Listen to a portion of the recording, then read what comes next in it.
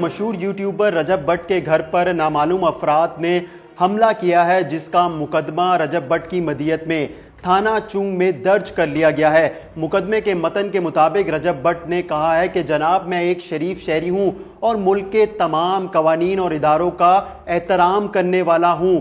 मैं 24/6/2025 को अपने दोस्तों के साथ घर से बाहर मौजूद था कि 9:45 पर मेरे घर पर नामालूम अफराद ने गोलियां चला दी, जिसकी जद में आकर एक आवारा कुत्ता हलाक हो गया। घर की दीवार और दरवाजे को भी नुकसान पहुंचा है। जब घर वालों ने रजब भट्ट को इतला दी तो रजब भट्ट ने फौरन 15 पर पुलिस को इतला दी कि उनके घर के ऊपर नामालूम अफराद ने गोलियां चला दी हैं।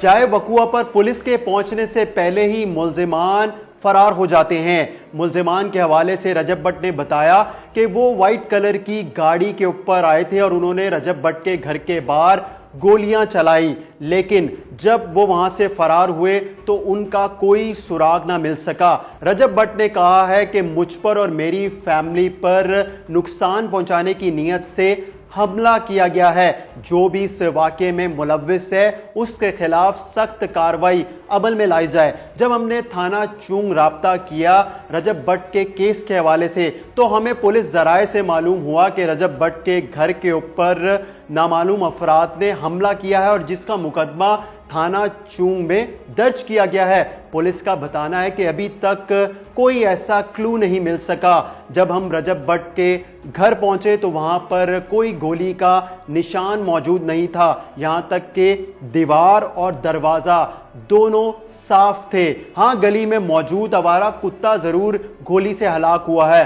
अब ये गोली किसने मारी, या फिर ये भी हो सकता है कि आजकल हम देख रहे हैं कि आवारा कुत्तों के काटने के वाकयात बहुत ज्यादा पेश आ रहे हैं, तो क्या ये किसी इदारे की जानिब से कुत्तों को मारने के लिए ऑपरेशन किया गया था, या फिर वाकई में मशहूर यूट्यूबर रजब भट्ट के घर के ऊपर ही मुल्जिमान ने फायरिंग करके उन पर हमला करने की कोशिश की थी। अब पुलिस इस बात का पता लगा रही है कि ये वाइट गाड़ी किसकी थी, कहां से दाखिल हुई और कब ये यहां से चली गई। हमने जब पुलिस से पूछा कि आसपास या रजब भट्ट के घर वालों को फायरिंग की आवाज सुनाई दी तो पुलिस ने बताया नहीं, क्योंकि लोगों ने बताया कि पिस्टल के ऊपर सलेंसर लगा हुआ था जिससे गोली की आवाज नहीं सुनाई दी।